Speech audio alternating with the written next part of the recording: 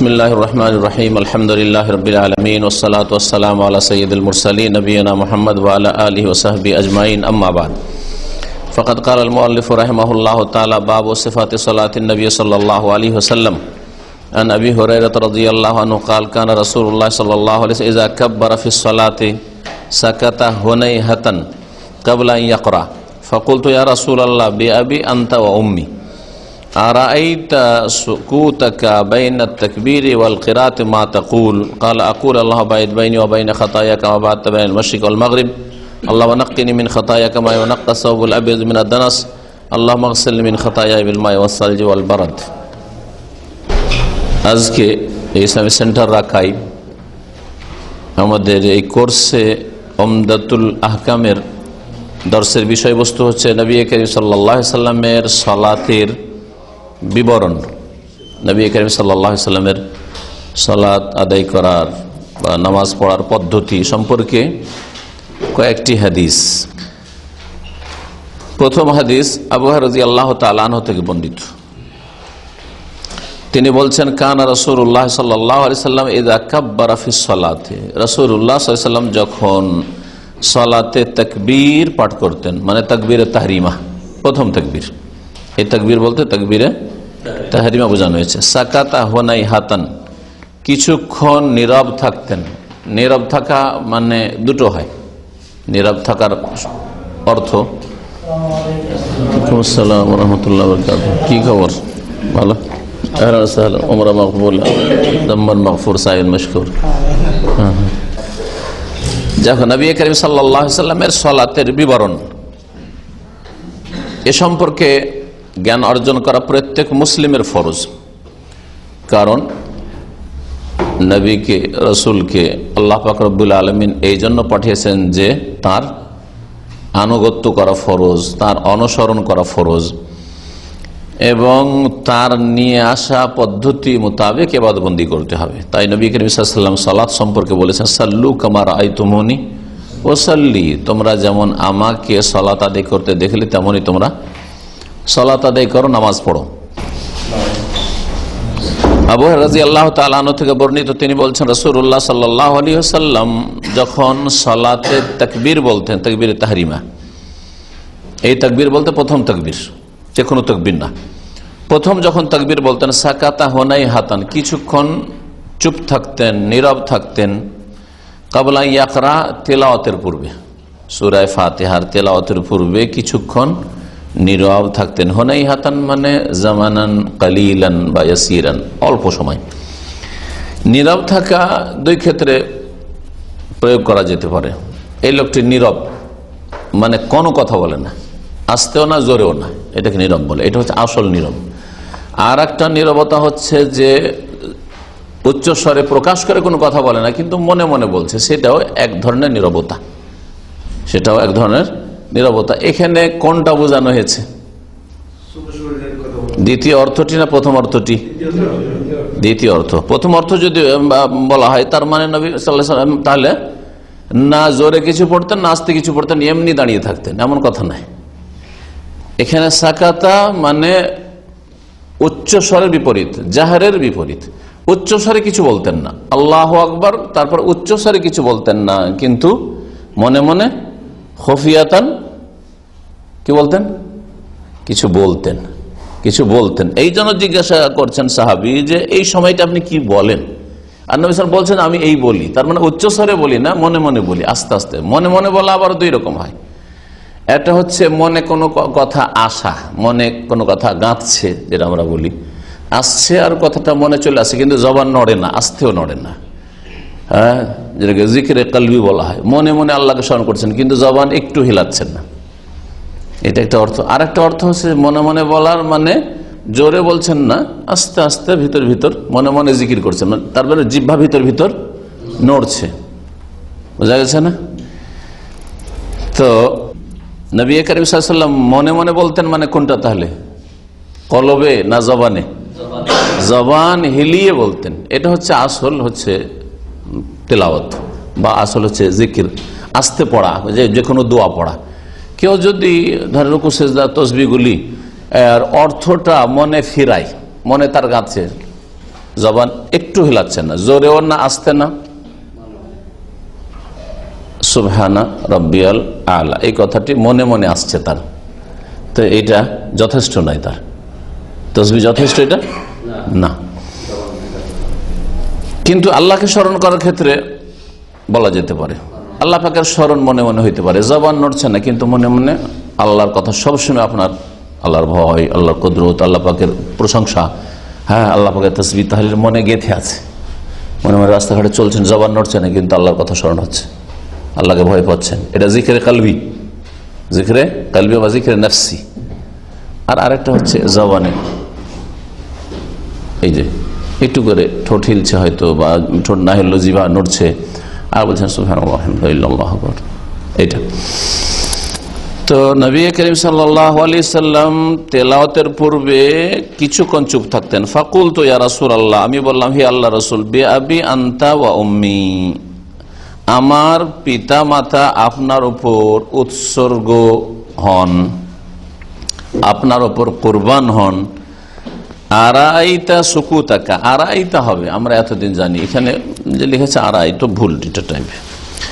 আরাইতা সুকুতাকা বাইনাত তাকবীরে, যেমন মুসা আলাইহিস সালামকে তার খাদেম বলেছিলেন, হ্যাঁ ওই মুসার খেজরের ঘটনায়, ওয়াইদ ক্বালা মুসা লিফাতাহু লা আবরাহু তাবলুগু মাজমাল বাহরাইনি আও আমদিয়া হুকুবা ফালাম্মা বালাগা মাজমা বাইনাহুমা নাসিয়া হুতাহু ফাত্তাখাযা সাবিলা ফিল বাহরি সারাবা ফালাম্মা জাওয়াজা ক্বালা লিফাতাহু আতিনা গাদাআনা লাকাদ লাকিনা মিন সাফারিনা হাযা নাসাবা ক্বালা আরাইতা, আরাইতা বলেন।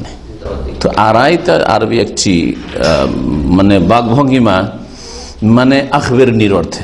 আরাইতা এখানে শাব্দিক অর্থে নেই, দেখেছেন কি এই অর্থে নাই, আচ্ছা বলুন তো এই অর্থে, আচ্ছা বলুন তো।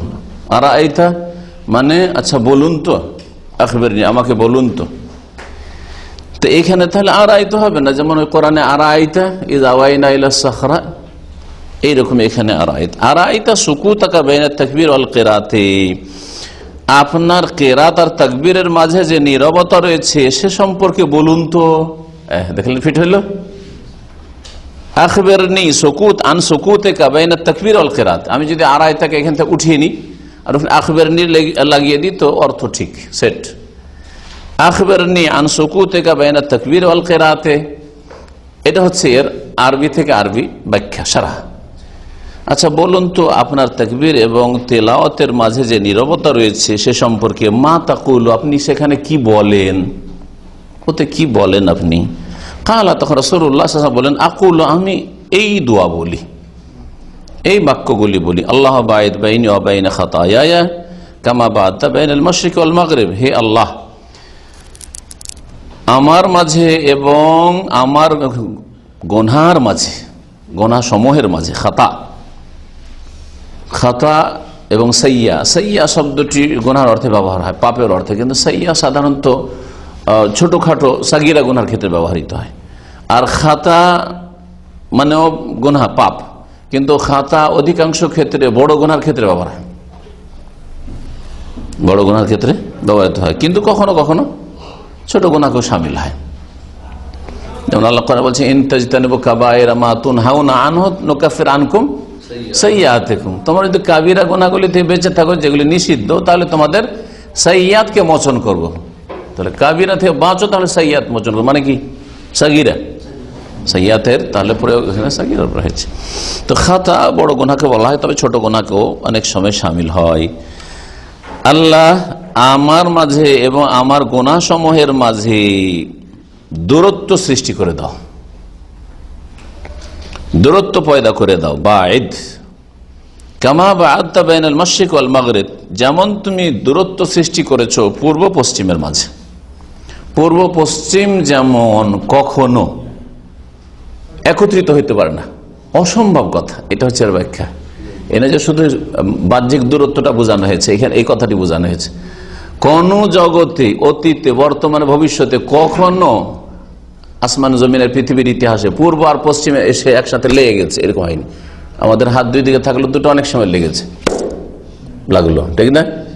কিন্তু পূর্ব পশ্চিম কখনো একত্রিত হয় নাই, আর হবেও না, বোঝা গেছে? তো যেমন পূর্ব পশ্চিম কখনো একসাথে মিলতে পারে না, তেমন আমার সাথে যাতে করে আমার গুনাহ মিশতে না পারে, মানে আমাকে স্পর্শ না করতে পারে, আমাকে গুনাহ কি না করতে পারে, স্পর্শ না করতে পারে। এই না যে গুনাহ হয়ে গেছে এখন ওগুলোকে দূর করে দেয়, এটা অর্থ নয়। মানে আমাকে গুনাহ থেকে এত দূরে রাখো আর গুনাহ আমার দ্বারা হওয়া এত অসম্ভব করে দাও, যেমন পূর্ব পশ্চিমের মিলিত হওয়া, একসাথে হওয়া অসম্ভব। ওইরকম এই হচ্ছে দুয়ার বাক্য। কামা বাতাবাল মাশরিক ওয়াল মাগরিব আল্লাহ নাক্কিনি মিন খাতায়া, হে আল্লাহ আমাকে পরিষ্কার পরিচ্ছন্ন করে দাও। তানকিয়াতুন নাক্কা ইউনাক্কি, তানকিয়া মানে হচ্ছে পরিষ্কার পরিচ্ছন্ন করা, পরিষ্কার পরিচ্ছন্ন করে দাও। মিন খাতায়া আমার গুনাহ সমূহ থেকে, কামা ইউনাক্কা সাওবুল আবিদ মিনাদ দানাস, যেমন সাদা কাপড়কে পরিষ্কার পরিচ্ছন্ন করা হয় ময়লা থেকে। আল্লাহ মাগসিলনি মিন খাতায়া, হে আল্লাহ আমাকে ধুয়ে দাও আমার গুনাহ সমূহ হতে, বিলমায়ে পানির দ্বারা, ওয়াসাল যে বরফ দ্বারা, ওয়াল বারদে না বারাদে, বারদে না বারাদে, হ্যাঁ বারাদে। বারদের মানে কি আর বারাদ মানে কি কার জানা আছে? এদিকে হ্যাঁ, বারদ মানে ঠান্ডা, বরফ। তো সালজ মানে তো বরফ।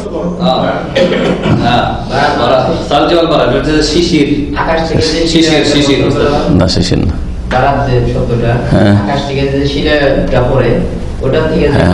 আকাশে যে সহজ ভাষা আমাদের আকাশ থেকে পাথর পড়ছে, ওইটা শিলা বৃষ্টি এক কথা বোঝা গেছে।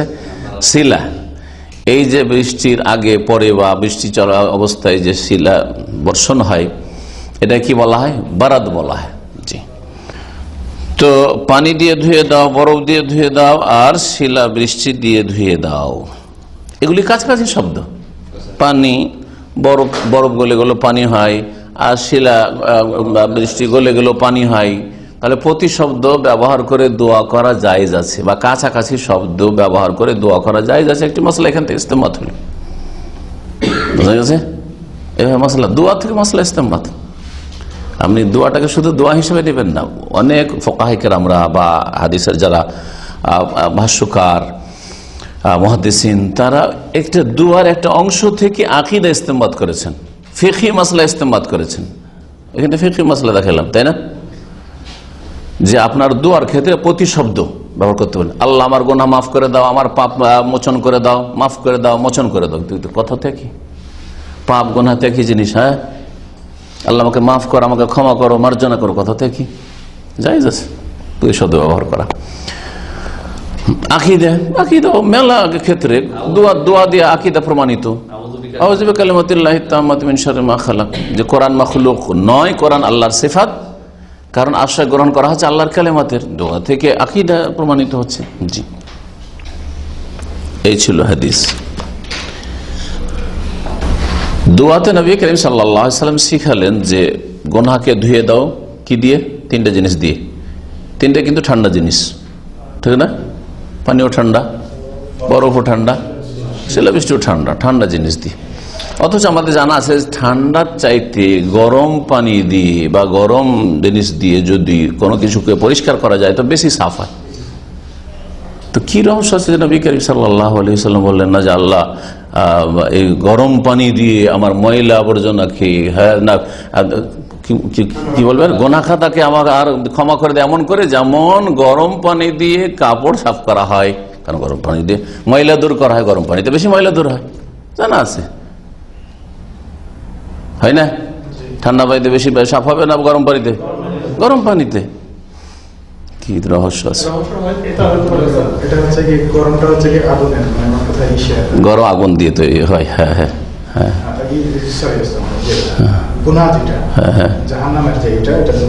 জাহান্নামের কারণ গুনাহ। ঠিক আছে, কাছাকাছি গেছেন। ভাষ্যকাররা বলেছেন যে গুনাহ ও গরম জিনিস, গুনাহ হচ্ছে গরম জিনিস। তো গরমকে গরম দিয়ে দূর করা এটা উপযুক্ত কথা নয়। গরমকে যদি দূর করতে হয়, গরম হয়ে গেছে কোনো কিছু, ও ঠান্ডা করা প্রয়োজন, তাহলে কি করবেন? ঠান্ডা দিয়ে।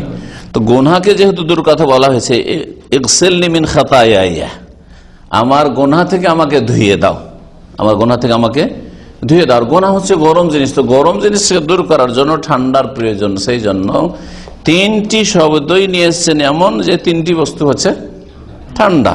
একটি তো গরম উল্লেখ করতে পারতেন, বিলমায় ওয়াসাল জল বারাদে, না বললে বিসাল জল বারাদে, আর ওয়াল মাই সাখেনে, গরম পানি বলেননি নবী করিম সাল্লাল্লাহু আলাইহি ওয়াসাল্লাম। যাই হোক, এই হাদিস থেকে জানা যায় যে সালাতের শুরুতে তাকবীরে তাহরিমার পরে এই দোয়াটি পড়া মুস্তাহাব বা সুন্নাত, নবী করিম সাল্লাল্লাহু আলাইহি ওয়াসাল্লাম পড়েছেন। দানাস, দানাস মানে ময়লা আবর্জনা, কাপড় চোপড় যে ময়লা হয়ে যায়, ধুলো মাটি।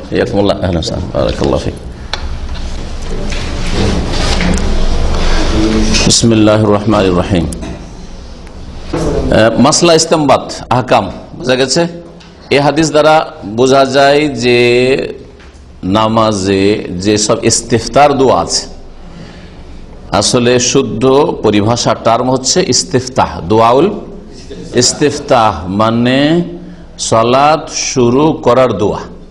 ইস্তিফতাহ মানে শুরু করা, সালাত শুরু করার দোয়া মানে তাকবীর তাহরিমার পরে যে প্রথম যা পড়া হয়। কিন্তু আমাদের দেশের ভাষায় শুধু বলা হয় কি সানা, যেহেতু যেটা তারা পড়ে সেটাতে আল্লাহ পাকের গুণগান রয়েছে, সানা রয়েছে, সেজন্য তাদের নামটাও সংকীর্ণ। একটা দোয়া ছাড়া বাকি তারা জানেও না, সুতরাং যেটুকু জানে ওইটুকুর একটা নাম রেখেছে কি সানা পড়া। কিন্তু সানার পরিভাষাটি সূক্ষ্ম না, শুদ্ধ না। এখানে কি বলতে হবে? ইস্তিফতার দোয়া, সালাত শুরু করার দোয়া। তো সালাত শুরু করা সম্পর্কে যে দোয়াগুলি রয়েছে তার সবচেয়ে বেশি সহি দোয়া বলা যেতে পারে সহিহ বুখারীর দোয়া এটি, আল্লাহ বাইদ বাইনি, যেটা সনদের দিক থেকে বেশি সহি। এই হাদিস থেকে যেমন বোঝা যায় যে এই দোয়াটি পড়া সুন্নাত, তেমন এই মাসলাটিও বোঝা যায় যে এই দোয়াটি শুধু নফলের সাথে সুন্নতের সাথে খাস নয়, বরং ফরজও পড়া যাবে আর সুন্নত নফলেও পড়া যাবে। অন্যরা কিছু মাযহাব যেমন আহনাফ, তারা বলছে আহনাফ সুবহানাক আল্লাহুম্মা ছাড়া ওই যেটা তারা সানা বলছে ওটা শুধু ফরজের জন্য খাস করেছে, আর বাকি সবগুলিকে টেনে টেনে নিয়ে গিয়ে বলছে এগুলো নবী সাল্লাল্লাহু আলাইহি ওয়াসাল্লাম তাহাজ্জুদে পড়তেন। কথাটা ঠিক না ভুল? এই হাদিস খণ্ডন করে। যদি তাহাজ্জুদেই পড়বেন নবী করিম সাল্লাল্লাহু আলাইহি ওয়াসাল্লাম, তাহাজ্জুদ একাই পড়েছেন নবী সাল্লাল্লাহু আলাইহি ওয়াসাল্লাম। তারপর আবু হুরায়রা তো তাহাজ্জুদ পড়তেন না, তাহাজ্জুদ জামাতে পড়েননি, আর আবু হুরায়রাকে তো বলেছেন তুমি তারা বেতর পড়ে শুয়ে যেও। আর আবু হুরায়রার জিজ্ঞাসার ভঙ্গিমা হচ্ছে কন্টিনিউ ইস্তিমরার, যে আপনি যে এই নীরব থাকেন, মানে সবসময় যে নামাজে তাকবীরে তাহরিমার পরে নীরব থাকেন, সেই সময়টা কি বলেন? তাহলে বোঝা গেল যে অধিকাংশ সময় নবী করিম সাল্লাল্লাহু আলাইহি ওয়াসাল্লাম যে দোয়াটি পড়তেন সেটা উল্লেখ করে, সেটা হচ্ছে আল্লাহুম্মা বাইদ বাইনি। এই মাসলাও ইস্তেমবাত হয়, এটা কিতাবের ভাষ্যকার উল্লেখ করেননি, কিন্তু আমি আপনাদের অতিরিক্ত ফায়দার জন্য, কারণ আপনারা যখন দেশের প্রেক্ষাপটে আপনি যখন তাদের সামনে পড়বেন তখন আপনাকে এই বিষয়ে জানতে হবে যে এই হাদিস প্রমাণ করে যে এটা ফরজে পড়া হয়েছে। তারা আপনাকে বলে যে না এটা চলবে না, তোমার ফরজে পড়া, সুবহানাকা পড়তে হবে। আপনি বলবেন যে কোথায় এটা কথা? বরং আবু হুরায়রা জিজ্ঞেস করছেন, তাই নবী সাল্লাল্লাহু আলাইহি ওয়াসাল্লাম বলতেন আমি সুবহানাকা পড়ি, যেটা বেশি পড়তেন সেটা বলতেন, যেটা বেশি পড়তেন নবী সাল্লাল্লাহু আলাইহি ওয়াসাল্লাম সেটা বলতেন, কেন আল্লাহ বাইদ বাইনি বললেন? জি, এই দোয়াটি পড়ার ক্ষেত্র হচ্ছে তাকবীর তাহরিমার পরে আর সূরা ফাতিহার আগে, শুধু প্রথম রাকাতে, শুধু প্রথম রাকাতে, অন্য কোনো রাকাতে নয়। এটা উচ্চ স্বরেরও যদি সালাত হয়, মানে জেহরি নামাজ, যে 17-এর মধ্যে কত রাকাত জেহরি নামাজ? 6 রাকাত। হ্যাঁ, জেহরি নামাজ মাগরিবের 2 রাকাত, এশার 2 রাকাত, ফজর 2 রাকাত, জেহরি নামাজ হইলেও ইস্তিফতার দোয়াটি কি করতে হবে? আস্তে পড়তে হবে, জোরে পড়া সুন্নতের খেলাফ, চলবে না। দোয়ার ক্ষেত্রে এর বেশি লম্বা করবেন না। বিভিন্ন দোয়া পড়ে যেমন কুনুতে লম্বা করার ক্ষেত্র একটা আছে, এখানে অত লম্বা করবেন না, বিশেষ করে জামাতের নামাজ হলে। নবী করিম সাল্লাল্লাহু আলাইহি ওয়াসাল্লাম, সাহাবায়ে কেরাম, রাসূলুল্লাহ সাল্লাল্লাহু আলাইহি ওয়াসাল্লামের প্রত্যেকটি নড়াচড়া ইবাদত বন্দেগীর সম্পর্কে খোঁজ খবর রাখতেন বা রাখার চেষ্টা করতেন, যে নবী সাল্লাল্লাহু আলাইহি ওয়াসাল্লাম এই সময় কি আমল করেন, এই সময় কি আমল করেন, যাতে করে তারা অনুসরণ করতে পারেন। এই ক্ষেত্রে যখন ইস্তিফতার দোয়া এখানে একটি মাত্র আছে, আর আহনাফ এবং হানাবেলা, হানাফিরা এবং হাম্বেলিরা সুবহানাকা পড়ে থাকে, তবে হানাফি আর হাম্বলিতে পার্থক্য আছে যে হানাফিরা সুবহানাকা ছাড়া অন্যগুলিকে ফরজে পড়া জায়েজ মনে করে না, ওগুলোকে নফলের সাথে খাস করে। হানাবেলা ইমাম আহমদ বিন হাম্বল বলছেন যে এতে আল্লাহ পাকের গুণগান আছে, এই জন্য এটাকে আমি বেশি পছন্দ করি, কিন্তু তাদের কাছে সবগুলি জায়েজ আছে। এই দুটো মতে এতটুকু পার্থক্য। সুবহানাকা হাম্বলিরও পড়ে অধিকাংশ, যে জন্য এখানে দেখবেন ইমাম সাহেবরা তারপরে তাড়াতাড়ি ওই সুবহানাকা সেরে আলহামদুলিল্লাহ শুরু করে দেয়। কিন্তু আহলে হাদিস মসজিদে যদি নামাজ পড়েন আপনি, ভারত পাকিস্তানে তো আল্লাহ পাক দেবেন, যেহেতু ওই সহিহ বুখারীর আমল করে যার ফলে ওদের সময়টা একটু লম্বা হয় ওই সময়। জি, এখানে কখনো কখনো কিছু ইমামদেরকে, ভালো ইমামদেরকে দেখা যায় আল্লাহ বাইতে বানিয়ে পড়ে। যেমন আমি নিয়মিত ফজরের নামাজ শুনি, তো শেখ হুজাইফি হাফেজাহুল্লাহ মদিনার ইমাম এবং মুরব্বী মানুষ আমাদের উস্তাদ, তিনি আল্লাহ বাইত বানিয়ে পড়েন। কেমন করে বুঝি? অথচ আমি রেডিওতে শুনছি এখানে বাড়িতে বসে, তারপরে শুনতে পাওয়া যায়।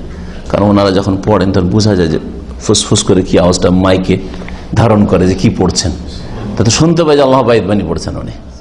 জি, তো ভালো যারা আলেম ইমাম তারা সুন্নতগুলি ঠিকভাবে পালন করার চেষ্টা করেন, কখনো এটা পড়েন, কখনো এটা পড়েন, কখনো এটা পড়েন। এটা হচ্ছে ভালো, সবচেয়ে ভালো। নবী সাল্লাল্লাহু আলাইহি ওয়াসাল্লামের সবগুলি দোয়া যেগুলি সহিহ সনদে প্রমাণিত, সবগুলির উপর আমল করলেন আপনি, একটাকে সবসময় না ধরে। জি, আর আমি ব্যক্তিগত এটা চেষ্টা করি, আল্লাহ বাইত বানিয়ে এটা বেশি পড়ি, কিন্তু সুবহানাকাও পড়ি, ইন্নী ওয়াজহাতুও পড়ি, কোনোটা কম পড়ি, কোনোটা বেশি পড়ি, কিন্তু পড়ি।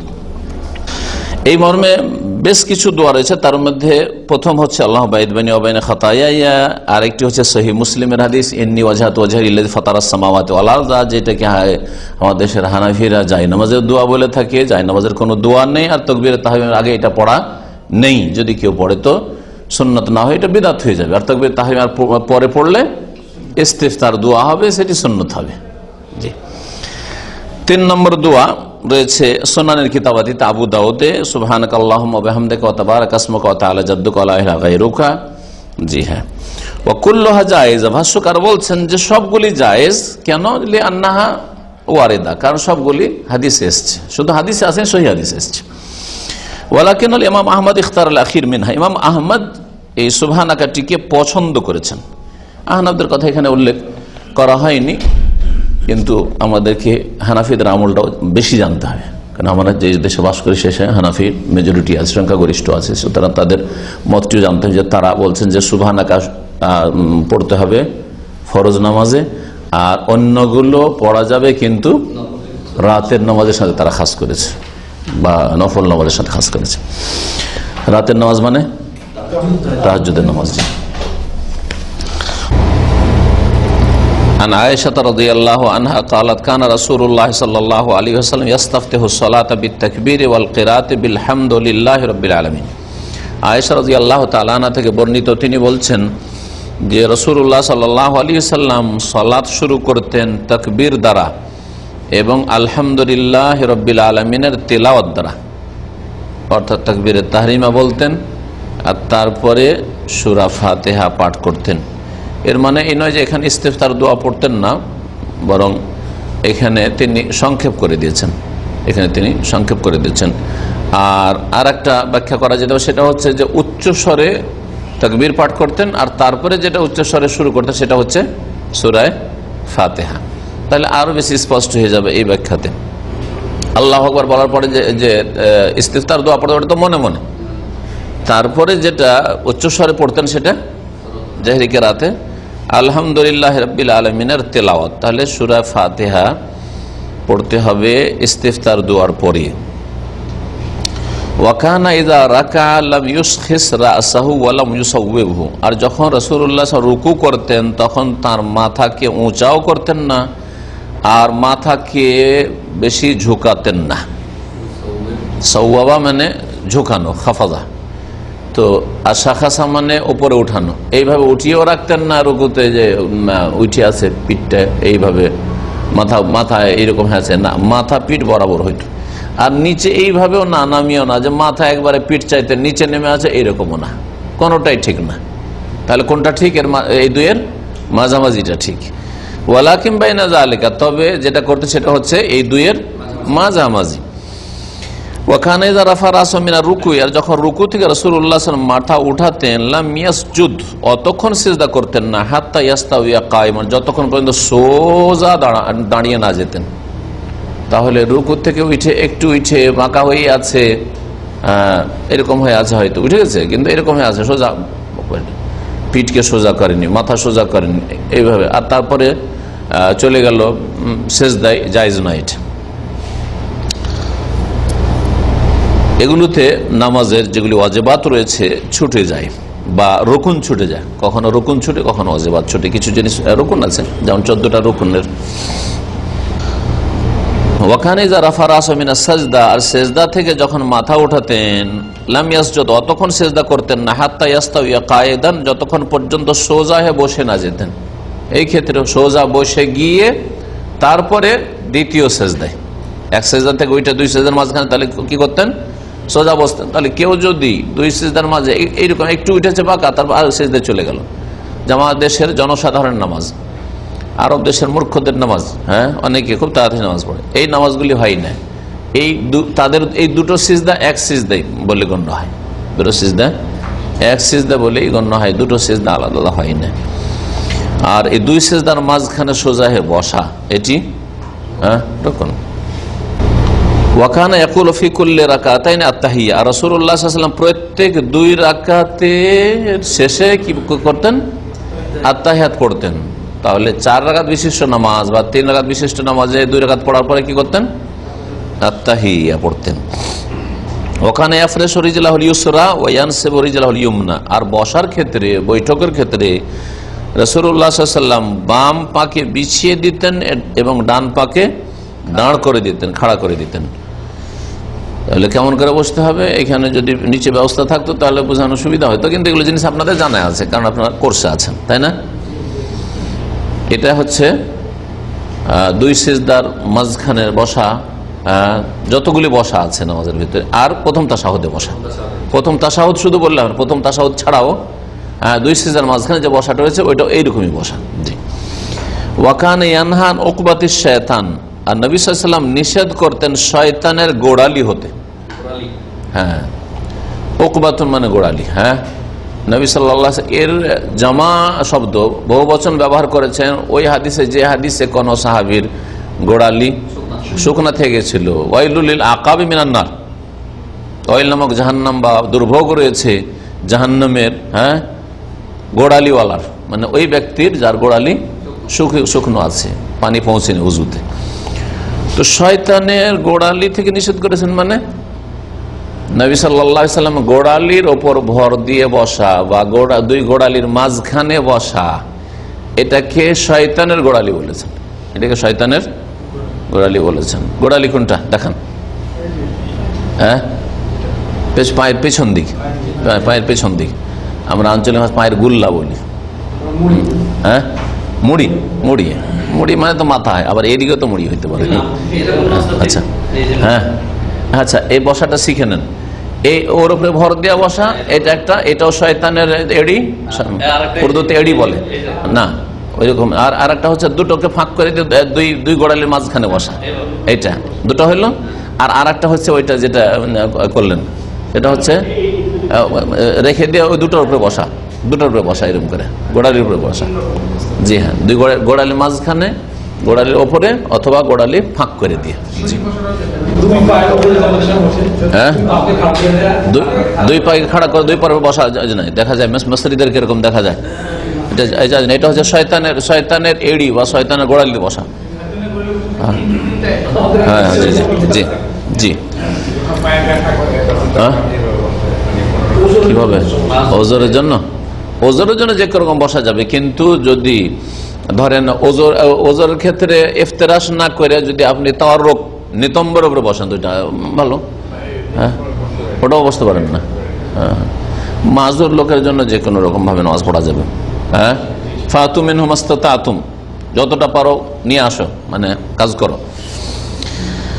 ওয়ায়ানহা আন ইয়াফতিরাশার রাজুলু যিরাআইহি ইফতিরাশাস সাবুই, আর নবী সাল্লাল্লাহু আলাইহি ওয়াসাল্লাম নিষেধ করতেন যে কোন মানুষ তার দুই হাত বিছাবে হিংস্র পশুর মতো বিছান। এখানে সাবউন মানে কুকুর বা শ্রীগাল অথবা বাঘ, হিংস্র পশু, এগুলো বলতে বোঝানো হয়েছে। কুকুর, আমরা যেহেতু রাত দিন কুকুর দেখতে পাই, বাঘকে অনেকে দেখেননি হয়তো, যদিও হয়তো দেখে হবেন চিড়িয়াখানায়। তো কি করে, সামনের পাটাকে বিছিয়ে দেয়। তো যেই ব্যক্তি বিছিয়ে সেজদা করবে, সেজদার সময় বিছিয়ে দেয় এরকম করে, সে কি করলো, হিংস্র পশুর মতো বিছিয়ে দিল। এটা নিষেধ করতেন রাসূলুল্লাহ সাল্লাল্লাহু আলাইহি ওয়াসাল্লাম। ওয়া কানা ইয়াখতামুস সালাত বিত-তাসলিম, আর রাসূলুল্লাহ সাল্লাল্লাহু আলাইহি ওয়াসাল্লাম সালাত শেষ করতেন সালাম দ্বারা। এই হাদিসে বেশ কিছু বিধান রয়েছে, বেশ কিছু বিধান রয়েছে, আর এর মধ্যে বেশ কিছু বিষয় রয়েছে যেগুলিতে বেশ কিছু মাসলা মাসাইল, ইখতিলাফি মাসলা মাসাইল রয়েছে। এই হাদিসে যে আহকামগুলি রয়েছে, সংক্ষেপে বলি। নবী করিম সাল্লাল্লাহু আলাইহি ওয়াসাল্লামের নামাজের বিবরণ আয়েশা রাদিয়াল্লাহু তাআলা আনহা বর্ণনা করেছেন। এটা হচ্ছে নবী সাল্লাল্লাহু আলাইহি ওয়াসাল্লামের স্থায়ী আমল, কারণ বাক্য ব্যবহার করেছেন কানা রাসূলুল্লাহ ইস্তাফতাহু। কানা যদি মোজারের উপর আসে তখন ওটা কোন সিগা হয় সারফে?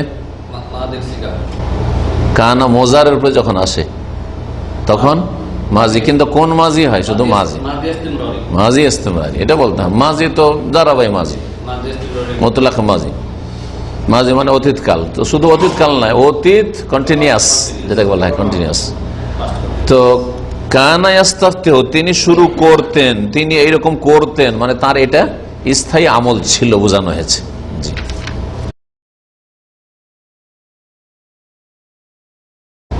এই হাদিস দ্বারা বোঝা যায় যে তাকবীরে তাহরিমা ফরজ, আল্লাতী তুহাররিমু কুল্লা কাওলিন ওয়া ফি'লিন। এই তাকবীরে তাহরিমাকে তাকবীরে তাহরিমা বা তাকবীরাতুল ইহরাম কেন বলা হয়? কারণ এই তাকবীরে তাহরিমার সাথেই নামাজের পরিপন্থী কোনো কথা বা কোনো কাজ হারাম হয়ে যায়, হারাম হয়ে যায়। যেগুলি নামাজের কথা নয়, নামাজের কাজ নয়। নামাজের কথা, নামাজের কাজ ছাড়া অন্য কোনো কথা, দুনিয়ার কথা বা বান্দার সাথে কথা বলা, আল্লাহর সাথে কথা বলা ছাড়া কোনো বান্দার সাথে কথা বলা জায়েজ নাই। কোনো বান্দাকে সম্বোধন করে দোয়াও করা জায়েজ নাই। কোনো বান্দাকে সম্বোধন করে মানে জাযাকাল্লাহু খাইর, নামাজ পড়ছে জাযাকাল্লাহ, কোন একটা লোক এমন কিছু করলো যেটাতে দেখলেন যে না দিল, কিছু করলো জাযাকাল্লাহু খাইর বললে নামাজ হবে? হবে, কারণ বান্দার সাথে, মানুষের সাথে কথা বললো। ওয়াকুমুলিল্লাহি কানিতিন, কানিতিন মানে সাকিতিন, একটা অর্থ মুতিঈন, অনগত হয়ে এবং নীরবে মানুষের সাথে কথা বলা হারাম করে দেওয়া হয়েছে এই আয়াত নাযিল করে। তার আগে সাহাবায়ে কেরাম নামাজ পড়তেন আর কথা বলতেন, এরকম জাযাকাল্লাহু খাইর বলতেন, ইয়ারহামুকাল্লাহ বলতেন। এইরকম যদি কারো হাঁচি পড়লো, আজ বলে ইয়ারহামুকাল্লাহ, অথবা এক মূর্খ হয়তো ইয়ারহামুকাল্লাহ পড়েই নিল, সেই জন্য আপনি বললেন ইয়াহদিকুমুল্লাহ, জায়েজ আছে? না, জায়েজ না, নামাজ হবে না। আল্লাহ ছাড়া কাউকে যদি সম্বোধন করা হয় নামাজের ভিতরে, তাহলে নামাজ হবে না। নামাজ হচ্ছে কাকে সম্বোধন করার জন্য? আল্লাহকে সম্বোধন করার জন্য। ব্যাস, এই কায়দাটা মনে রাখবেন। আল্লাহকে সম্বোধন করা যখন এই কথাটা মনে রাখবেন, তো আর একটা মাসলা ক্লিয়ার হয়ে যাবে যে আল্লাহকে সম্বোধন করা, যেগুলি খাস খাস দোয়া আছে নামাজের ভিতরে, বা তাসবিহ আছে বা তেলাওয়াত আছে, সেগুলি তো আরবিতে হইতে হবে এবং সেগুলি মাসুর হইতে হবে, ঠিক আছে। কিন্তু খাস দোয়া ছাড়া যে দোয়ার ক্ষেত্র রয়েছে, যেমন সেজদা বা সালামের আগে, ওই সময় আল্লাহকে সম্বোধন করা অন্য ভাষাতেও যদি করে, যেই ব্যক্তি কোনো কিছু চাইবে কিন্তু সে আরবি দিয়ে চাইতে পারছে না, তার জন্য জায়েজ হবে না। কারণ যেটা নিষিদ্ধ সেটা হচ্ছে আল্লাহ ছাড়া অন্যকে সম্বোধন করা। আরবিতেও করলো, আরবিতেও যদি বলে বান্দার সাথে কোনো কথা, তাহলে হারাম। কিন্তু আল্লাহর সাথে বলার জন্য আরবি ছাড়া অন্য ভাষায় দোয়া করা যেতে পারে।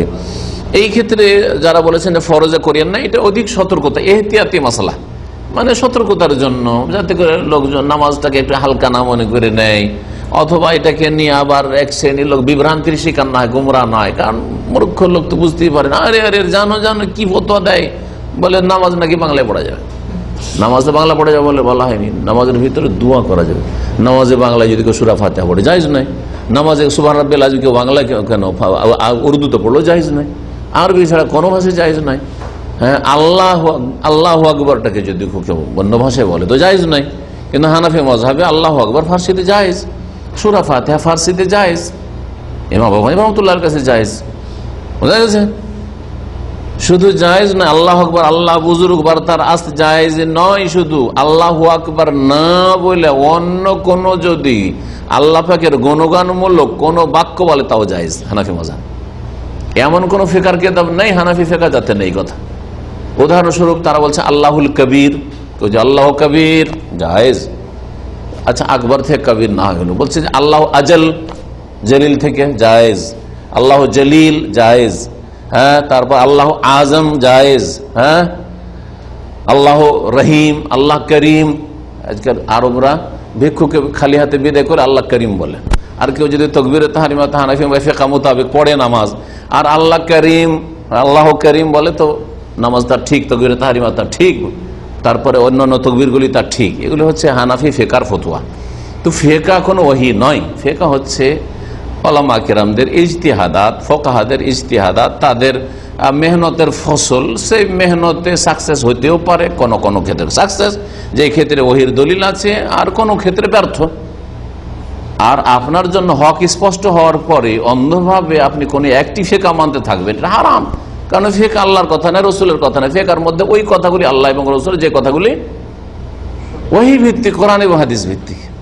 জি, এই কথাগুলি জনসাধারণকে স্পষ্টভাবে যদি বুঝিয়ে দেওয়া হয়, তারপরে ওহির মোতাবেক যদি আবু হানিফা রহমতুল্লাহর কথা হয় তো ওইটাই হচ্ছে ওহী, ওহির মোতাবেক যদি শাফির কথা হয় তো ওইটাই হচ্ছে ওহী, ওহির মোতাবেক যদি ইমাম আহমদ বিন হাম্বলের কথা হয় তো ওইটাই হচ্ছে ওহী। কিন্তু ইমাম আহমদ বিন হাম্বলেরও কথা, ইমাম শাফিঈরও কথা, ইমাম মালিকের কথা, ইমাম বুখারীরও কথা যদি ওহির উল্টা হয় তাহলে সেটা, হ্যাঁ, সেটা শরীয়ত নয়, সেটা ওহী নাই, সেটা আপনার জন্য পালন করা জায়েজ নাই।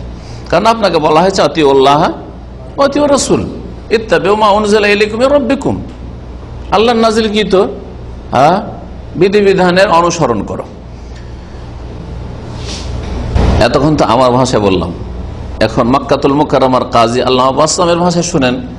তিনি বলছেন যে তাকবীরাতুল ইহরাম এই আল্লাহু আকবার দিয়েই হইতে হবে। ওয়া আন্না গায়রা হাযিহি সিগাহ লা ইয়াকুমু মাকামাহা লিদুখুল ফিস সালাহ, নামাজে প্রবেশের জন্য আল্লাহু আকবারের বিকল্প কোন বাক্য, কায়েম মুকাম মানে বিকল্প, বিকল্প কোন বাক্য, হ্যাঁ, কি চলবে না, লা ইয়াকুমাকা তার বিকল্প হইতে পারে না।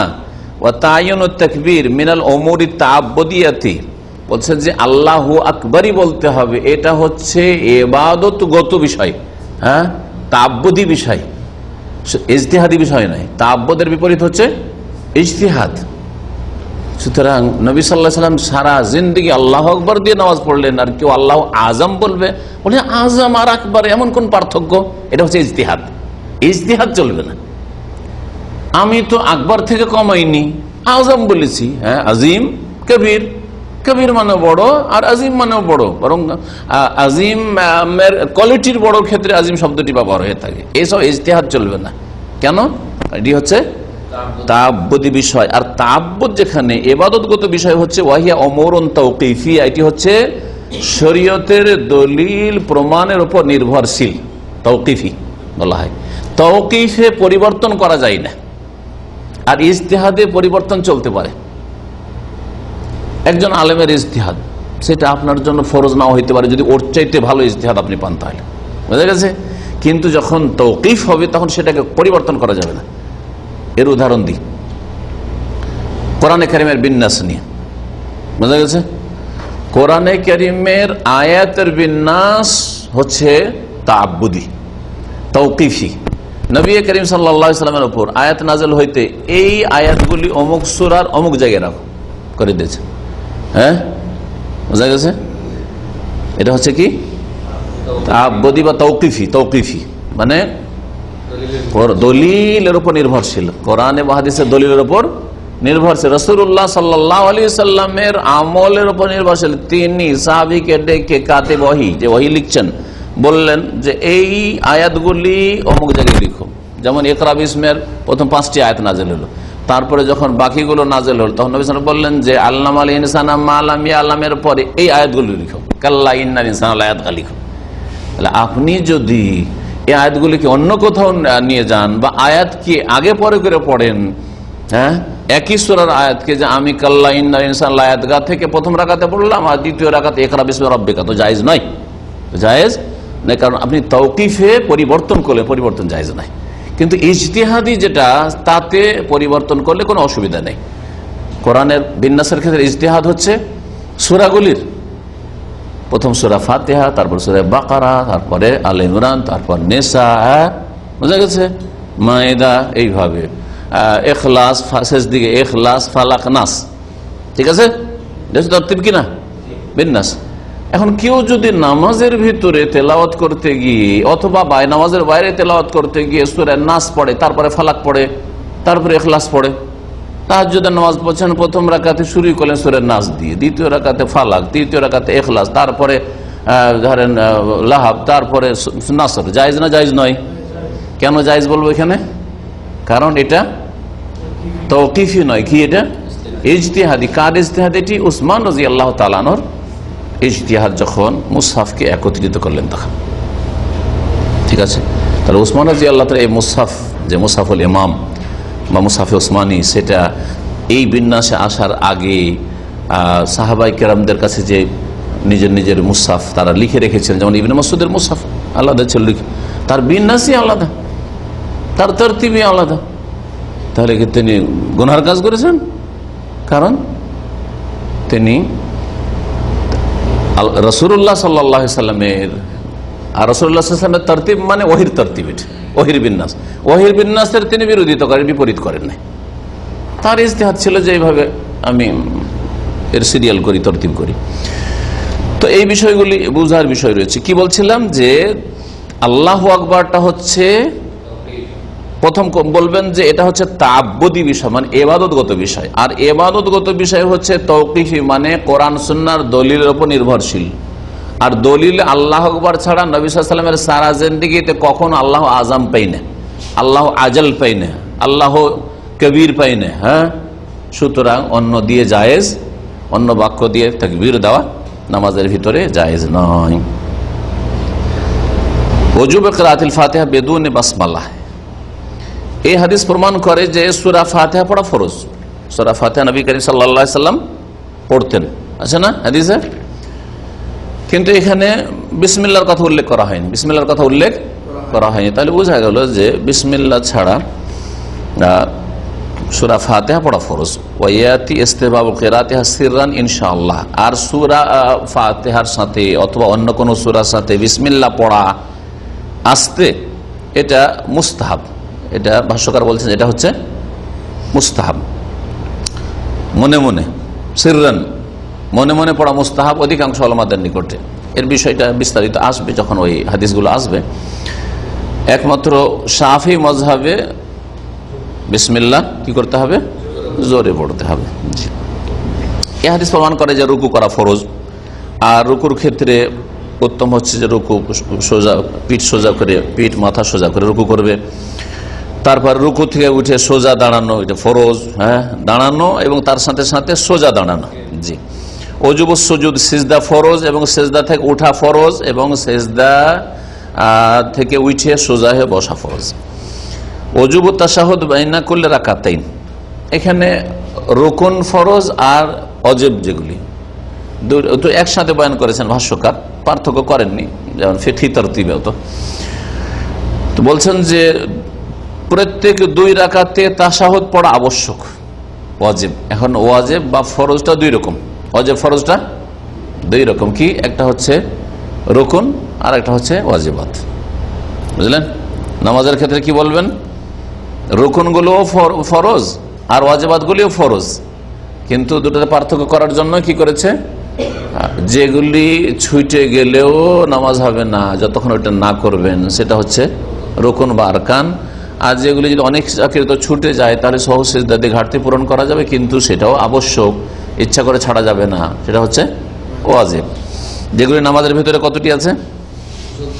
14টি আরকান, রুকুন, আর 8টি হচ্ছে ওয়াজিবাত। এটা হচ্ছে হানাবেলাদের কাছে, এটা হচ্ছে আহলে হাদিস ওলামাদের কাছে, আর অন্যান্য ফুকাহাদের এতে দ্বিমত রয়েছে, কিছু তারা কম বা ভিন্ন মত পোষণ করেছে। ফাইন কানাত সালাতু সানাইয়াত, 2 রাকাত বিশিষ্ট নামাজ হয়, তাহলে তাশাহুদ পড়ে সালাম ফিরবেন, তাশাহুদ এবং তার সাথে সালাত আলান নবী পড়ে সালাম ফিরবেন। আর যদি 4 রাকাত বিশিষ্ট হয় তাহলে তাশাহুদ পড়ে দাঁড়িয়ে যাবেন, বা 3 রাকাত বিশিষ্ট নামাজ হয় তাহলে।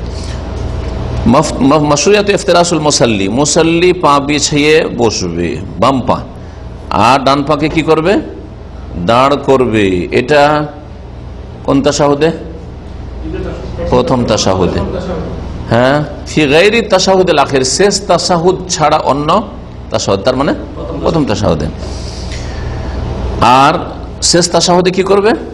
তাওয়াররুক করবে। তাওয়াররুক ওয়ারেকুন থেকে, ওয়ারেকুন নিতম্বকে বলা হয়, ওয়ারেক বলা হয় পাছাকে, সহজ কথায় নিতম্ব। হ্যাঁ, তো নিতম্বে ভর দিয়ে বসা হয়, সেজন্য সেটাকে বলা হয় তাওয়াররাকা ইয়া তাওয়াররাকু।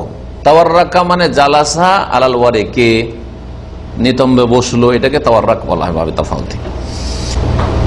তাওয়াররুক করার হাদিস রয়েছে, তাওয়াররুক করার হাদিস রয়েছে। আবু হুমায়দ সাঈদ রাদিয়াল্লাহু তাআলা থেকে নবী করিম সাল্লাল্লাহু আলাইহি সাল্লামের সালাতের নামাজের বিস্তারিত বিবরণ তিনি বর্ণনা করেছেন, আর আরো তার সাথে 10 জন সাহাবী বর্ণনা করেছেন। ওই হাদিসে তাওয়াররুকের কথা রয়েছে। নামাজের ভিতরে শয়তানের সাদৃশ্যতা নিষেধ করা হয়েছে। কি? বাইয়াজলিস আলা আকিবাইহি, হ্যাঁ, 2 গোড়ালির উপর বসা। ওয়ায়াফরিশু কাদমাইহি আলাল আরদি, পাকে বিছিয়ে দেওয়া, পাকে জমিনে কি করা? বিছিয়ে দেওয়া, আর ওই গোড়ালির উপর বসা। আও ইয়ানসিবুহুমা ওয়ায়াজলিসু বাইনাহুমা আল আরদ, আর আরেকটা তরিকা হচ্ছে যে দুটোকে দাঁড় করে দিয়ে 2 গোড়ালির মাঝখানে বসা, ফাঁক করে দিয়ে মাঝখানে বসা। আও ইয়ানসিবুহুমা ওয়ায়াজলিসু আলা আকিবাইহি, অথবা দুটোকে দাঁড় করে রেখে কি করা?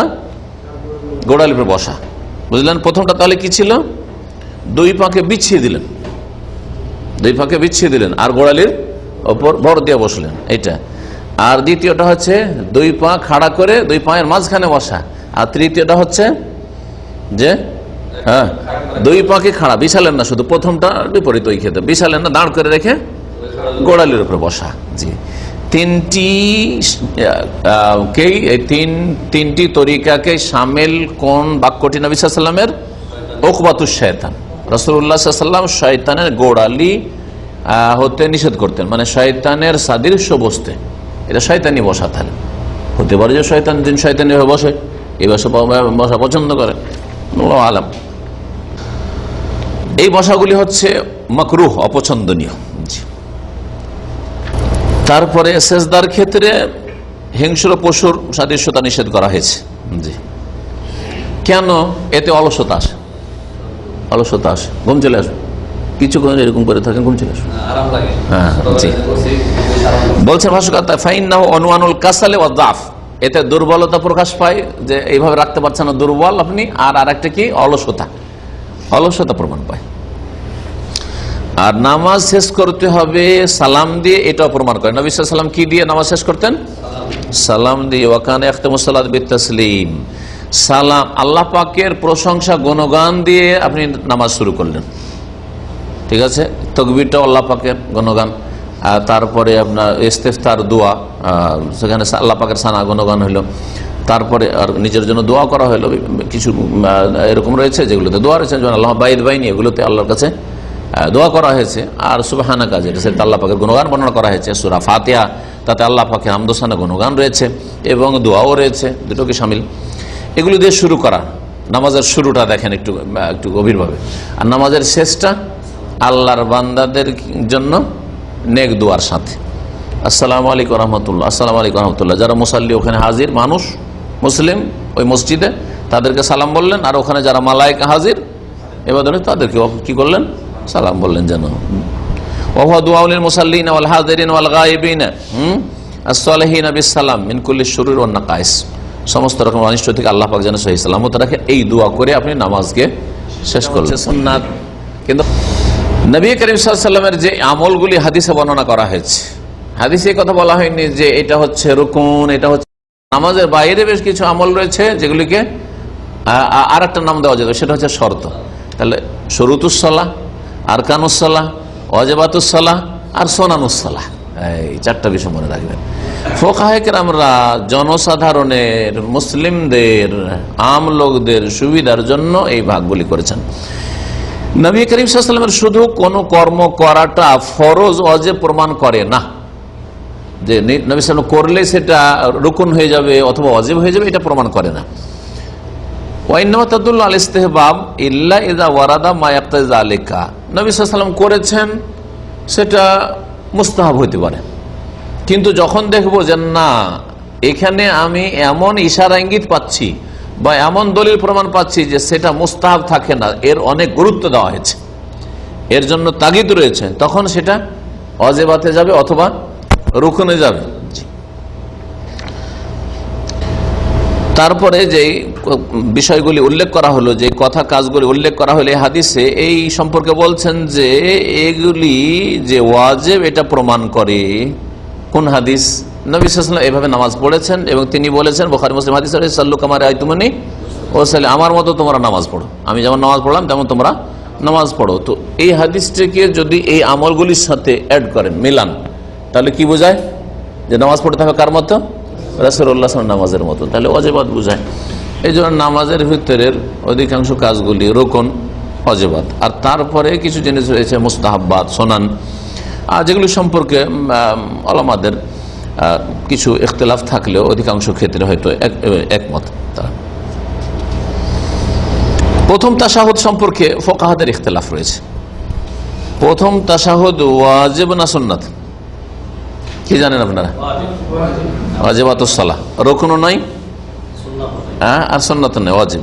এটা হচ্ছে আমাদের কাছে সহিহ মাসলা, ইমাম আহমদ বিন হাম্বলের কাছে, আহলে হাদিস ওলামাদের কাছে, কিন্তু মাসলা ইখতিলাফ রয়েছে। বলছেন যে ইমাম আহমদ, ইমাম লাইস, ইসহাক, দাউদ, আবু সৌর, শাফিঈর একটি বর্ণনা, একটি রিওয়ায়াত, শাফিঈ থেকে দুটি মত রয়েছে। তাহলে তাদের মতে প্রথম তাশাহুদ হচ্ছে ওয়াজিব, জি। দ্বিতীয় তাশাহুদ রুকুন, ওটা ওয়াজিব, কিন্তু রুকুন ওটা ওয়াজিব, আর এটা হচ্ছে ওয়াজিবাতুস সালাহ। তাদের দলিল মুস্তাদিল্লিন বিল আহাদিসিল ওয়ারিদ ফি তাশাহুদ মিন গায়রি তাকয়িদিন বিতাশাহুদিন আখির। নবী সাল্লাল্লাহু আলাইহি ওয়াসাল্লামের হাদিসে তাশাহুদ আছে, দুই তাশাহুদের কথা এসেছে, শুধু শেষ তাশাহুদই যে পড়বে এরকম কথা নেই, প্রথম তাশাহুদ এসেছে আর দ্বিতীয় তাশাহুদ এসেছে। তবে ইমাম আবু হানিফা, মালিক, এই দুই ইমাম আর ইমাম শাফির একটি মত যে প্রথম তাশাহুদ হচ্ছে মুস্তাহাব, প্রথম তাশাহুদ হচ্ছে মুস্তাহাব। আর প্রথম তাশাহুদে দুটো জিনিস আবার শামিল, প্রথম তাশাহুদের বৈঠক এবং প্রথম তাশাহুদে তাশাহুদ পাঠ করা, তাহলে আত্তাহিয়াত পড়া, এ হচ্ছে মুস্তাহাব। কেন তারা মুস্তাহাব বলেছেন? তাদের একটা যুক্তি যে নবী করিম সাল্লাল্লাহু আলাইহি সাল্লাম ভুলে গিয়ে সোজা দাঁড়িয়ে গেলে আর ফিরেন নাই।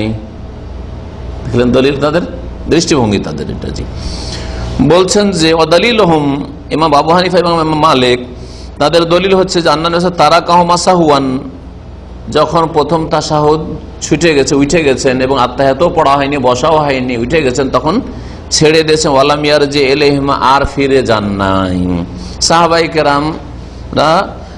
কেরামদের কারোর উপর আপত্তিও করেননি এরকম ক্ষেত্রে, বরং তারা কি করেছেন? সেজদায় সহ করেছেন। জি, এর জবাব আছে। এর জবাব কি? হাদিস রয়েছে যে যদি সোজা দাঁড়িয়ে যাও তাহলে ফিরবে না, কিন্তু সোজা দাঁড়িয়ে না থাকো তাহলে কিছুটা উঠেছিলেন আর সুবহানাল্লাহকে বলে দিছে, হ্যাঁ ভাবনা মনে পড়ে গেছে, তাহলে ফিরে যান।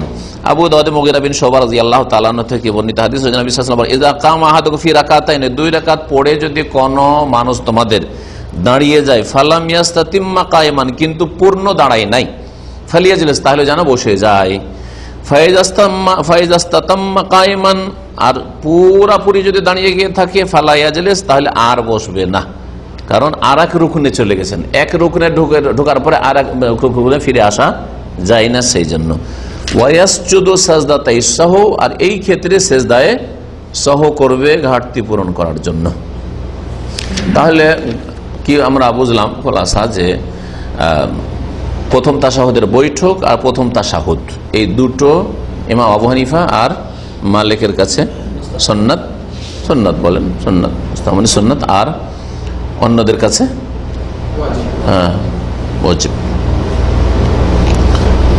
বসার ক্ষেত্রে বসার বিষয়টি, কারণ এমন স্পষ্ট হাদিসগুলি এখানে আসে নাই। এসছে বসার ক্ষেত্রে কি, যে শয়তানের এড়ি বা শয়তানের গোড়ালি থেকে নিষেধ করেছেন নবী করিম সাল্লাল্লাহু আলাইহি ওয়াসাল্লাম, তাই না? তার মানে গোড়ালির ওপর ভর দিয়ে বসা যাবে না। তো কেমন বসতে হবে? তাহলে সহি বসাটা জানতে হবে। তো বলছেন যে মুস্তাহাব বৈঠক কি, বৈঠক বসার তরিকার ক্ষেত্রে মুস্তাহাব কি বা সুন্নত কি, এই মর্মে আবু হানিফা রাহমাতুল্লাহ আলাইহি বা হানাফিদের মাযহাব হচ্ছে যে যতগুলি বৈঠক রয়েছে, প্রথম তাশাহুদ হোক আর শেষ তাশাহুদ হোক, ফরজ হোক আর নফল হোক, সব নামাজেই কি করবে? পা বিছিয়ে বসবে, বাম পা বিছিয়ে বসবে, ডান পা দাঁড় করে বসবে। যে ইফতেরাস যেটা বলা হয়, কি বলা হয় এটাকে? ইফতেরাস মানে বিছানো। তাহলে বাম পা বিছিয়ে তারপরে ভর দিয়ে বসবে। জি, সাওয়াউন বাইনা সাজদাতাইন, শুধু প্রথম তাশাহুদ দ্বিতীয় তাশাহুদ, প্রথম তাশাহুদ দ্বিতীয় তাশাহুদেও এবং যতগুলি বৈঠক আছে দুই সেজদার মাঝখানে বসা। এর বিপরীত দিকে একবারে মালিকিরা, হানাফিদের বিপরীত হচ্ছে মালিকিরা বলছে প্রথম তাশাহুদ হোক আর দ্বিতীয় তাশাহুদ হোক, হ্যাঁ, সবগুলি বৈঠকে অথবা দুই সিজদার মাঝখানের বৈঠক হোক, সবগুলি বৈঠকে কি করবে? তাওয়াররুক করবে, নিতম্ব বসতে হবে। বোঝা গেছে? এর মাঝামাঝি হচ্ছে ইমাম শাফিঈ, ইমাম আহমদের মত আর আহলে হাদিস ওলামাদের মত। বোঝা গেছে না? দুটো মত হয়ে গেল। ইমাম শাফিঈ আর ইমাম আহমদ বিন হাম্বল বা হাম্বলি এবং শাফিঈ মাযহাব এক হইলেও আগে গিয়ে আবার দুটো মত হয়েছে, তার মানে টোটাল চারটা মত। তাদের মাঝে পার্থক্যটা শুনে ভালো করে। ওয়াযাহাবাতি শাফিঈয়্যতু ইলাল ইফতিরাশ ফি তাশাহুদিল আউয়াল মিনাস সালাতি যাতি তাশাহুদাইন, দুই তাশাহুদ বিশিষ্ট নামাজের প্রথম তাশাহুদে পা বিছিয়ে বসতে হবে শাফিঈ মাযহাবে। দুই তাশাহুদ ওয়ালা যদি হয়, যেমন মাগরিব, এশা, হ্যাঁ, যোহর, আসর, কিন্তু ফজরে না। কার কাছে? শাফিঈদের কাছে। প্রথম তাশাহুদে বিছিয়ে বসবে আর দ্বিতীয় শেষ তাশাহুদে কি করবে? তাওয়াররুক করবে। কার কাছে? তাহলে 4 বা 3 রাকাত বিশিষ্ট নামাজ, দুই তাশাহুদ বিশিষ্ট নামাজ হইতে হচ্ছে।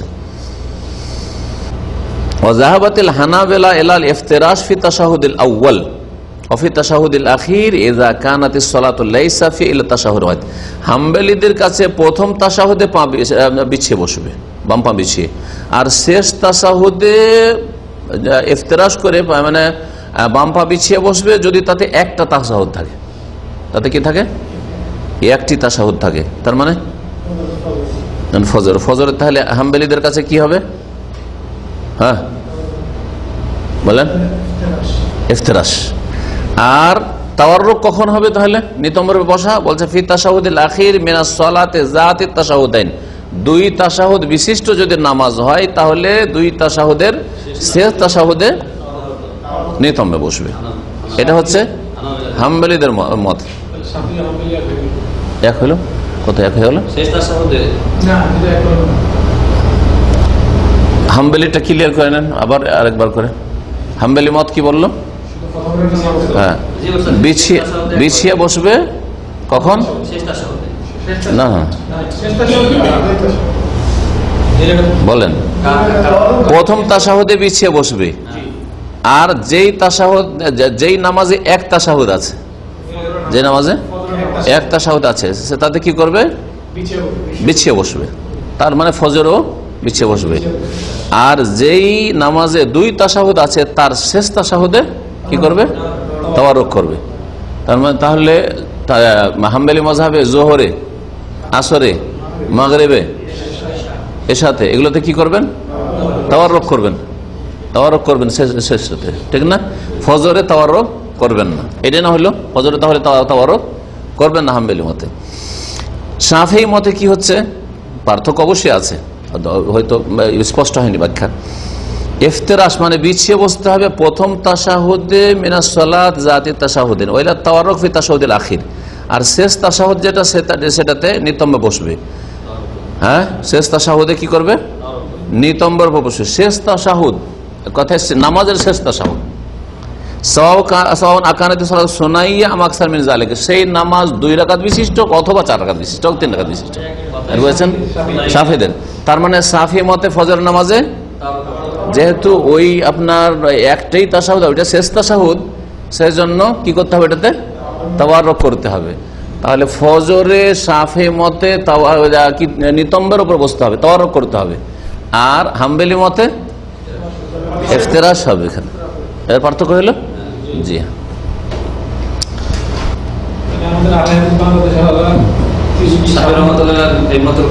আহলে হাদিসদের কাছে বিষয় অস্পষ্ট।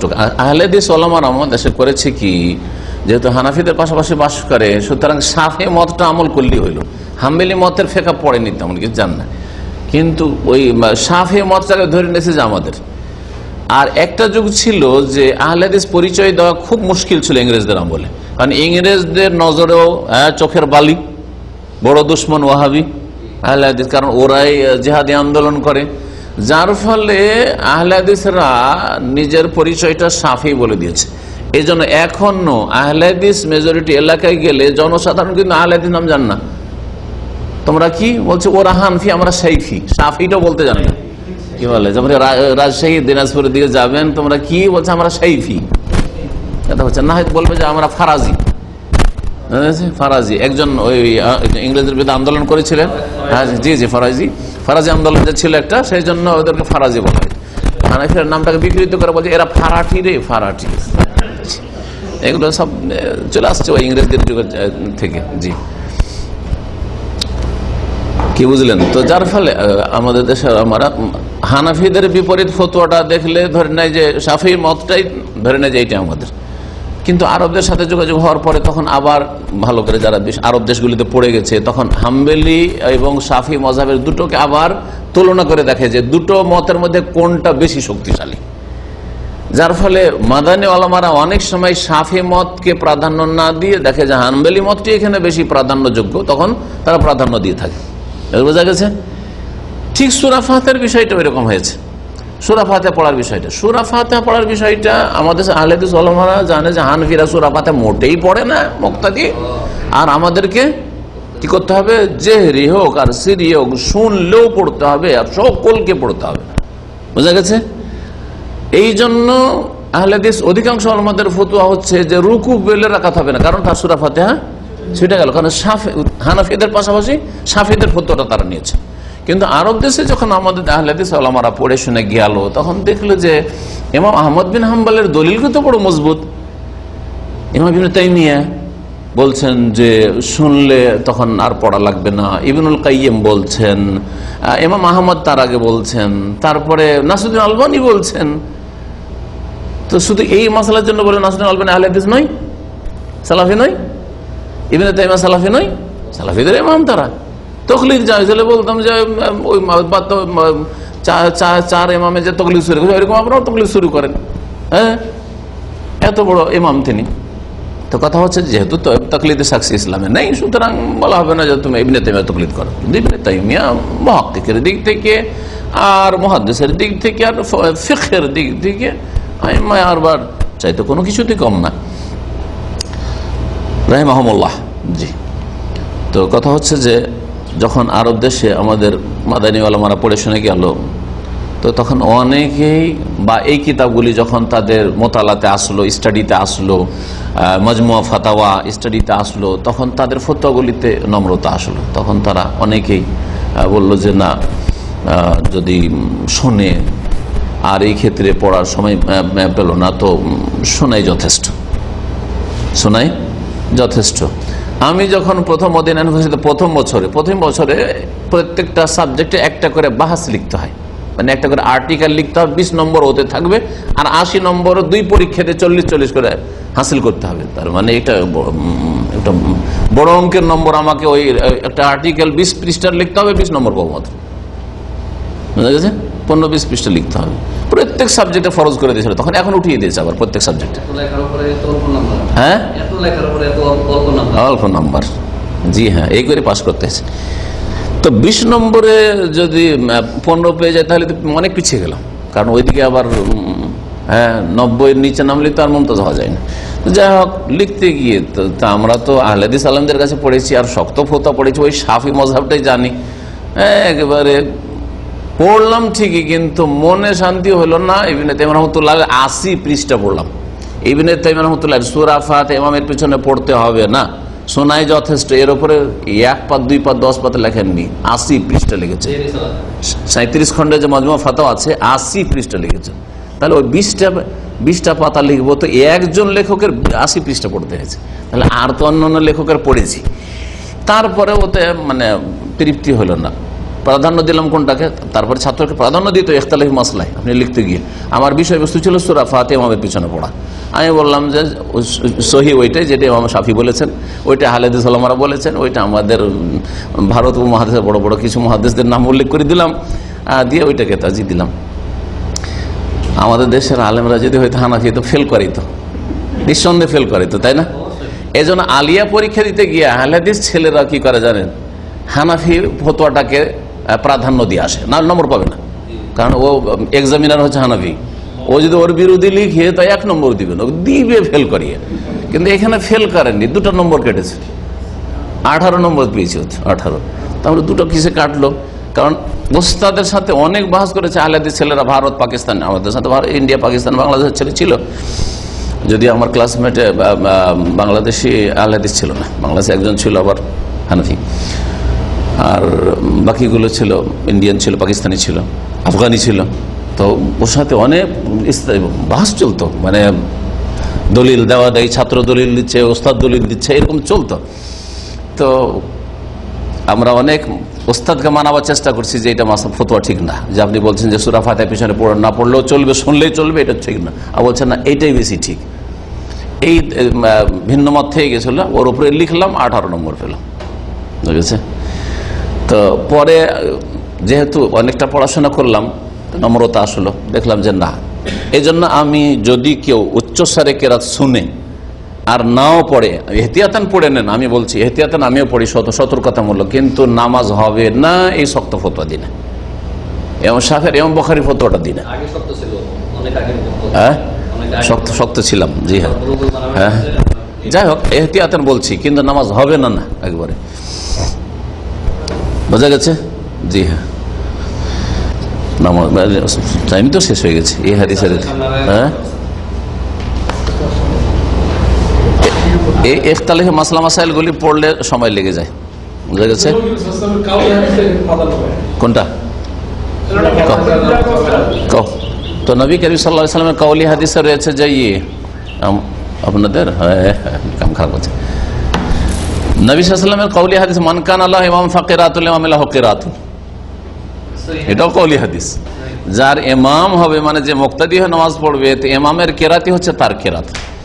এখন শাফিঈরা কি করেছে, আহলে হাদিস যারা বলছে যে সূরা ফাতিহা নামাজ হয় না, তারা বলছে হাদিস জয়ীফ, কিন্তু হাদিস আসলে তাহকিকে গবেষণায় জয়ীফ নয়, হাদিস হাসান, বরং আলবানী সহি বলেছে, বুঝা গেছে? কমপক্ষে হাসান হাদিস। হ্যাঁ, এর চাইতে শক্তিশালী হাদিস লা সালাতা লিমান লাম ইয়াকরা বিফাতিহাল কিতাব, অধিক শক্তিশালী, সেজন্য একটাকে ছেড়ে দেওয়া আর আরেকটা নেওয়া, এটা একটা সমন্বয়। আর একটা সমন্বয় হচ্ছে যে দুটোর উপর আমল করার চেষ্টা করা। এতে যদি ওইটা অধিক শক্তিশালী, লা সালাতা লিমান লাম ইয়াকরা বিফাতিহাল কিতাব, যে সূরা ফাতিহা তার নামাজ হয় না বলে ওইটাই নিলাম, আর মান কানা লাহু ইমামুন ফাকিরাতুল ইমাম লাহু কিরাতুন, যদি কারো ইমাম থাকে তো ইমামের তেলাওয়াত শোনাটাই তার কিরাত, এইটা হাদিসকে ছেড়ে দিলাম, তাহলে একটার উপর আমল করলো, আরেকটার আমল করলাম না। যুক্তিটা ভালো করে শুনুন।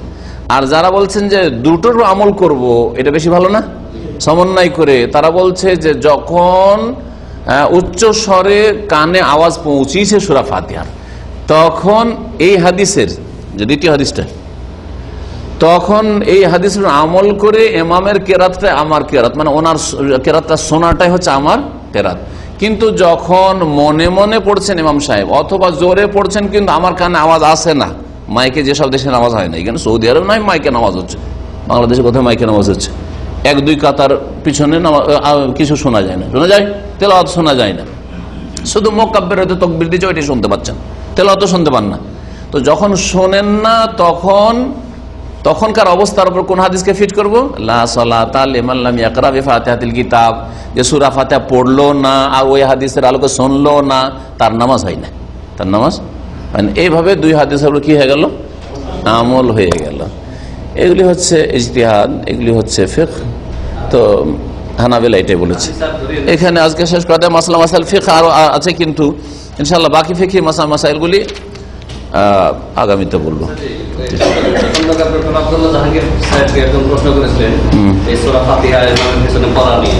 তিনি ইমামের পিছনে সূরা ফাতিহা পড়তে হবে না, পড়তে হবে এই মতলব কোনো হাদিস নেই বলে তিনি ইনকার করে দিয়েছেন। ইকরা বিহা ফি নাফসিকা ইয়া ফারসি সাহেব বিন ইয়াজিদ আবু হুরায়রা রাদিয়াল্লাহু তাআলা বলেছেন, আবু হুরায়রা রাদিয়াল্লাহু তাআলা নিজে এই ফতোয়া দিতেন মদিনায় চিরকাল। না, ওরা ওই হাদিসটা আসলে মানে না।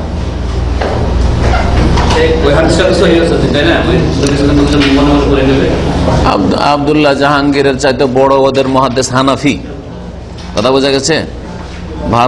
ভারতের দেওবন্দের শাইখুল হাদিস, দেওবন্দের পাশে সাহারনপুরে আলমা ইউনুস, ও বলছে যে ইকরা বিহা ফি নাফসিকা যেহেতু এসছে সুতরাং আমি মনে মনে পড়িনি। বললেন